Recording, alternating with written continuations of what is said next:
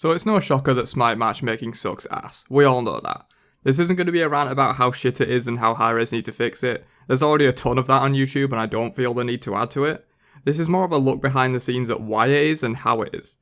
Okay, I lied, it might be a tiny bit of a rant, but I'll try and keep it constructive. So long story short, Smite doesn't have enough players to support all the fragments created by platforms, regions and game modes. Okay, on to the long answer. So you can say Smite is dying all you want, but from official sources, the game averages around 1.5 million players monthly.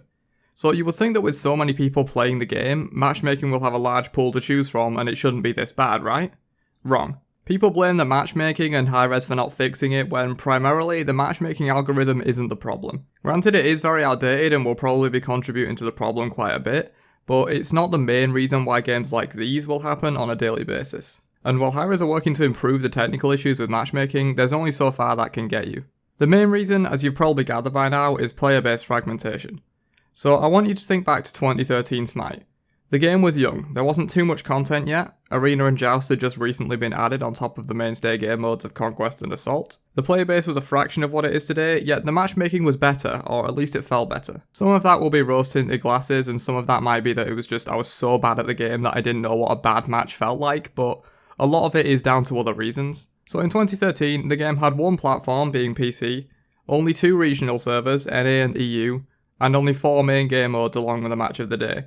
So the player base split among 2 regions and 5 modes and only 1 platform, so I guess you could represent it as 1/10 of the total player base in each queue at any one time. That's obviously not how the popularity for each game mode worked. Conquest and Arena are way more popular than Match of the Day, for example, but you get my point. Now look forwards to 2018 Smite.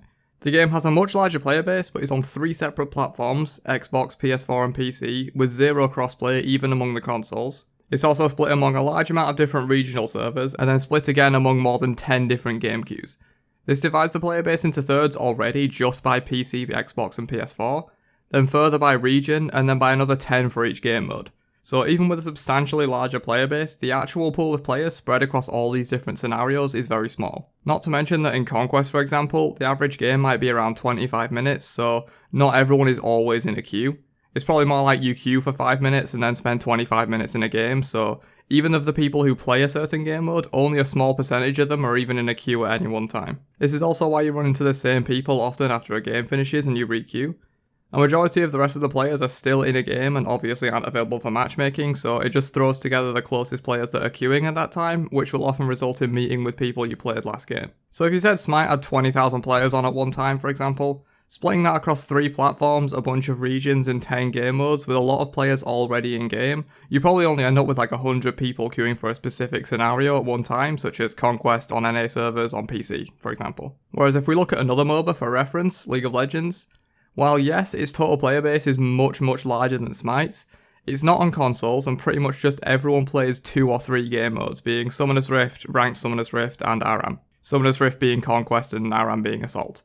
They also have Twisted Treeline, which is their 3v3 mode, but it's kind of a meme within the League community and not many people play it in comparison to Rift or ARAM. Therefore, where Smite is split across 3 platforms and 8, 9, 10, maybe even 11 game modes, League is on 1 platform and basically just 1 game mode with a ranked variant. Yes, it's split across many regional servers, but that can't be helped in any game really, and Smite has the same issue. This reason is also probably why Hi-Rez/Titanforge still refuse to add role queue for Conquest and Ranked Conquest. Adding this would exacerbate the problems I've talked about here, as you'd be splitting the players even more. For example, maybe 30% of players are mid mains, but only 10% of players are support mains.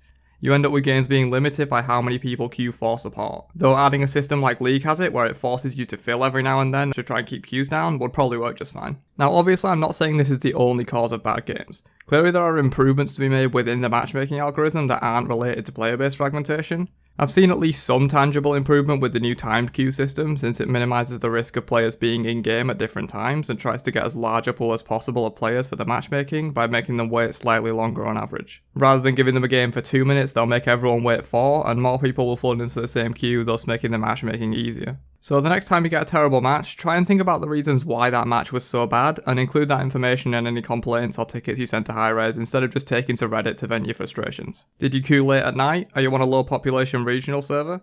Do you play an unpopular game mode like Siege or Clash? Were you queuing in a pre-made? You get my point. These, of course, as I've said, aren't the only reasons. There's no logical reason to throw someone who started playing the game yesterday in with someone with 2,000 hours in the game unless there was literally no one else queuing to fill the match lobby or the new player is smurfing. But anyway, I'd like to hear your guys' thoughts on this, since I myself don't really have a clear solution to this problem other than magically getting more players into the game. There are certainly ways to improve it, such as removing less popular game queues and redirecting people to only a few game modes. Adding crossplay, of course, at least among consoles, but ideally with PC as well. Maybe with an option to opt out of crossplay on console if you don't want to play with PC players. But outright fixing the problem entirely is something that no other competitive team game has managed to do thus far. But hopefully this clears some of this up. I don't work for Hi-Rez and I don't have any insider knowledge on how matchmaking works for Smite specifically. This is just my informed opinion on one reason why it's as bad as it is. Oh, also, can we please just be able to view our MMR Hi-Rez? That'd be nice. Well, that's about it for this one. Let me know your guys' thoughts in the comments. If you think player-based fragmentation is really important, or if I'm a big noob and need to commit die, I'd really like to know. Anyway, I'll catch you guys later. Peace out.